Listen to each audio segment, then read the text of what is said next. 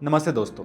इस चैनल के माध्यम से हमने ब्रेन स्ट्रोक के बारे में काफ़ी अवेयरनेस क्रिएट करने की कोशिश की है। हमने पहला वीडियो बनाया ब्रेन स्ट्रोक के लक्षणों के बारे में, और ये अगर लक्षण सामने आते हैं तो हमें कैसे अर्जेंटली डिसीजन लेना चाहिए और क्या क्या एक्शन करना चाहिए। उसके बाद हमने जाना कि ब्रेन स्ट्रोक के दो टाइप्स क्या क्या होते हैं। एक जो ब्रेन में ब्लीडिंग हो जाता है जिसके ब्रेन हेमरेज कहते हैं, हेमरेजिक स्ट्रोक कहते हैं, और दूसरा ब्रेन की नसों में ब्लॉकेजेस होने के कारण या फिर ब्रेन को ब्लड फ्लो या ऑक्सीजन ना मिलने के कारण और इस वजह से जो स्ट्रोक होता है, पैरालिसिस होता है, जिसे इश्केमिक ब्रेन स्ट्रोक कहते हैं। ब्रेन में अगर स्ट्रोक होता है तो 85% of the time ischaemic brain stroke होता है, यानी ब्रेन को जो हार्ट से नसें जाती है, जब क्लॉट या थक्का और कोलेस्ट्रॉल का प्लाक्स जम जाता है उसमें, तो इश्केमिक ब्रेन स्ट्रोक कहलाता है। इश्केमिक ब्रेन स्ट्रोक ये एक बहुत ही कॉमन कारण है।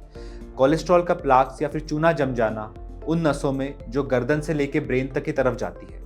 इन नसों के कैरोटिड आर्टरीज कहा जाता है, और ये एक बहुत कॉमन साइट है जहाँ पे ये ब्लॉकेजेस हो सकते हैं। स्पेशली डायबिटिक पेशेंट्स में, स्मोकर्स में, या जिनको डिसलिपिडेमिया हो या जिनका ब्लड कोलेस्ट्रॉल लेवल नॉर्मल से ज़्यादा है, ये पेशेंट्स के लिए हाई रिस्क होती है। ये इनके रिस्क पे है। हम सब जानते हैं कि हार्ट की जो ब्लड वेसल सप्लाई करती है उसमें अगर ब्लॉकेजेस हो जाता है तो पेशेंट को सबसे पहले चेस्ट पेन यानी एंजाइना होने लगता है, और धीरे धीरे अगर इसका इलाज समय पे ना किया जाए तो पेशेंट को, मरीज को एक मेजर हार्ट अटैक आ सकता है। सेम इसी तरह जब गर्दन की नसों में यानी कैरोटिड आर्टरीज में ब्लॉकेजेस हो तो सबसे पहले पेशेंट को ट्रांजिएंट इश्केमिक अटैक या फिर माइनर स्ट्रोक के सिम्टम्स आते हैं, जिसमें पैरालिसिस के हल्के सिम्टम्स आते हैं, पर वो कुछ ही समय के लिए होते हैं, ट्रांजिएंट्स होते हैं और बहुत ही माइल्ड रूप में आते हैं। पर इनका अगर सही समय पे इलाज ना करवाया जाए तो एक मेजर ब्रेन स्ट्रोक का रूप ले सकते हैं, जिसमें आजीवन पैरालिसिस या फिर डेथ की भी संभावना हो सकती है। सो अब बात करते हैं इसका इलाज की। हार्ट की नसों की तरह गर्दन की नसों के ब्लॉकेजेस के भी दो तरीके के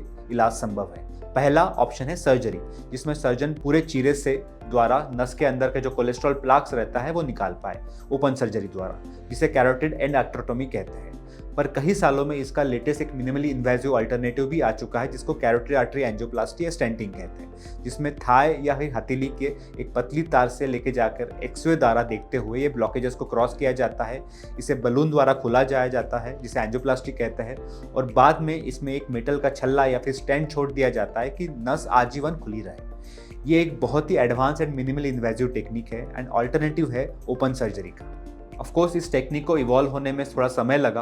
पहले इनमें साइड इफ़ेक्ट्स थोड़े ज़्यादा थे, बट आजकल आधुनिक हार्डवेयर एंड स्टेंट्स अवेलेबल है फिल्टर वायर के साथ। साइड इफ़ेक्ट्स और मेजर कॉम्प्लिकेशन का रिस्क 1% और उससे भी कम हो चुका है, of course trend and supervision हाथों में। तो यदि आपके पेशेंट्स में किसी को माइनर ब्रेन सिम्टम्स या फिर ब्रेन स्ट्रोक के सिम्टम्स पाए जाते हैं, टीआई पाए जाते हैं, और आपके डॉक्टर ने कैरोटिड डॉपलर कराया है जिसमें ब्लॉकेजेस पाए गए हैं, तो तुरंत आप एक नज़दीकी इंटरवेंशन न्यूरोलॉजिस्ट से मिलिए कि वो आपके कैरोटिड आर्टरी स्टेंटिंग का ऑप्शन ऑफर कर पाए और आप उसका जल्द से जल्द लाभ उठा पाए एक मेजर स्ट्रोक और आजीवन पैरालिसिस से बचाने के लिए। इसी तरह के मिनिमल इन्वेजिव ऑल्टरनेटिव्स के लिए, ब्रेन स्ट्रोक और बाकी कई बीमारियों के इन्फॉर्मेशन के लिए आप चैनल को सब्सक्राइब कीजिए, ये वीडियो को लाइक कीजिए और बेल नोटिफिकेशन आइकॉन दबाइए।